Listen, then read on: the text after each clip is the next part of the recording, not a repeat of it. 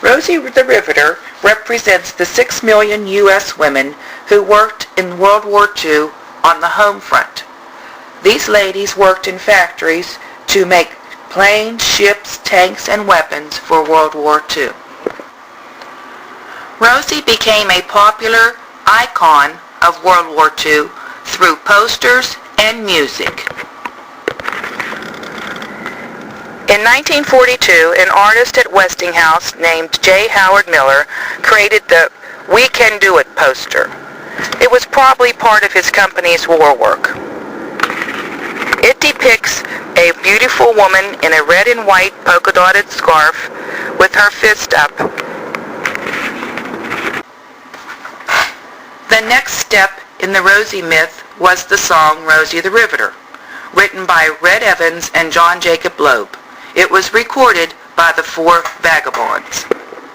All the day long, whether rain or shine, she's a part of the assembly line. She's making history, working for victory. Rosie the Riveter keeps a sharp lookout for sabotage, sitting up there on the fuselage. That little friend can do more than a male can do. Rosie the Riveter. After the song was released in early 1943, Norman Rockwell decided to make his own version of Rosie the Riveter on the cover of the Saturday Evening Post.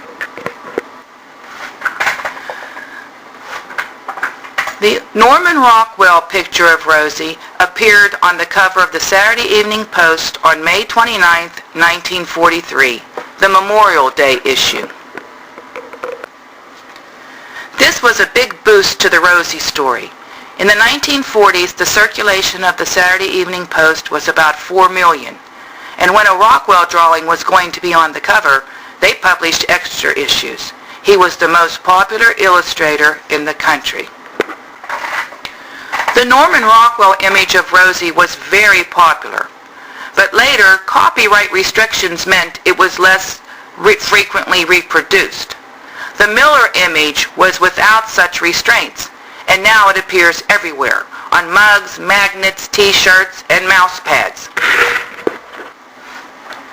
Between 1942 and 1944, the U.S. Office of War Information produced a magazine war guide.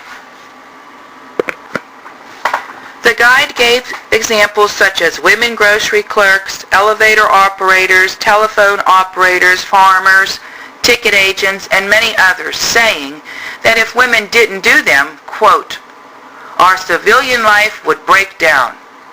These were necessary civilian jobs, and women were to be urged to take them. The slogan for this promotion was, the more women at work, the sooner we win. For this campaign, the Saturday Evening Post turned again to Norman Rockwell. Rockwell showed a Liberty Girl with the tools of a great many civilian jobs. Most people aren't familiar with this image, which appeared only 3 months after Rosie. It just hasn't resonated the same way. Rosie the Riveter has a significant place in the history of women working. There is still much debate on the long-term effects of women's war work on the position of women after the war.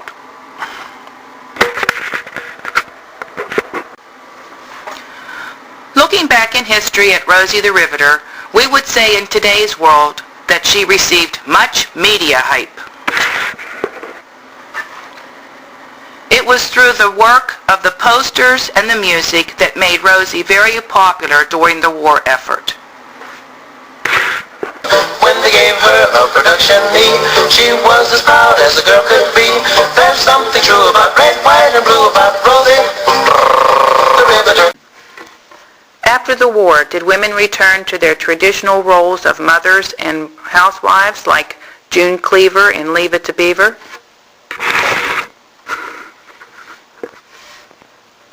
No, the number of working women never again fell to pre-World War II levels.